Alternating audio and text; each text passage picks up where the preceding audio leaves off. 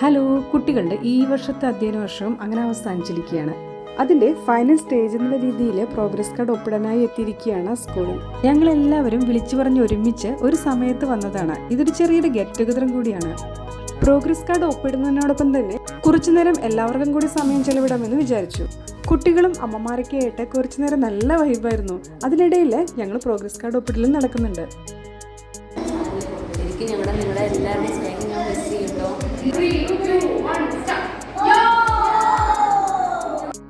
ഞങ്ങൾ കുറച്ച് പേരെ ഉണ്ടായിരുന്നുള്ളൂ. എല്ലാവർക്കും ഒരു സമയത്ത് എത്താൻ ബുദ്ധിമുട്ടായിരുന്നു. അങ്ങനെ ഓരോ ഫോട്ടോയൊക്കെ എടുത്ത് ഞങ്ങൾ പിരിഞ്ഞു. ഇന്നത്തെ പ്രോഗ്രസ് കാർഡ് നമ്മൾ പഴയതുപോലെയൊന്നും അല്ല, ഒരുപാട് പ്രോഗ്രസ് ആണ്.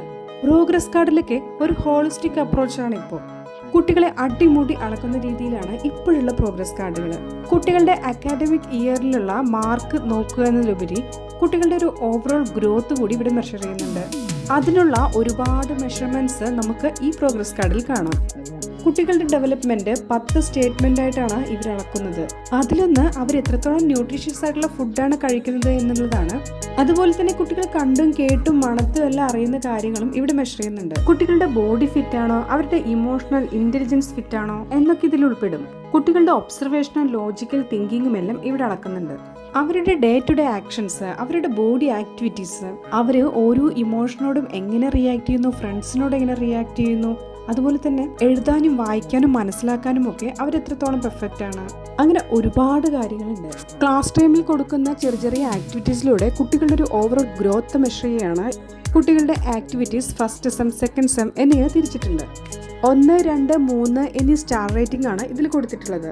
മാർക്ക് അസസ്മെന്റിൽ 50 മാർക്സ് ആണ് മാക്സിമം. 45-ന് മുകളിലാണെങ്കിൽ എക്സലന്റ്, 40-ക്ക് മുകളിലാണ് വെരി ഗുഡ്, 35-ന് മുകളിൽ ഗുഡ്. അതുപോലെ തന്നെ അറ്റൻഡൻസിന്റെ കാര്യത്തിലും ഇവർ കൃത്യമായി രേഖപ്പെടുത്തിയിട്ടുണ്ട്.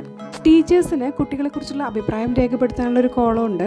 അത് ഫസ്റ്റ് സെമ്മിലും സെക്കൻഡ് സെമ്മിലും കുട്ടികളുടെ വീക്ക് എന്താണ്, സ്ട്രെങ്ത് എന്താണ് എന്നുള്ളതൊക്കെ എഴുതിയിട്ടുണ്ട്. പിന്നെ പാരൻസിനൊരു കോളം ഉണ്ട് കേട്ടോ. അതിൽ കുട്ടികൾക്ക് സ്കൂളിൽ പോകാൻ ഇഷ്ടമാണോ, അവർക്ക് ഫ്രണ്ട്സുമായിട്ട് കളിക്കാൻ ഇഷ്ടമാണോ, മീൽ ടൈം എൻജോയ് ചെയ്യുന്നുണ്ടോ, അങ്ങനെ ഒരുപാട് രസകരമായിട്ടുള്ള ചോദ്യങ്ങളും ഉണ്ട്.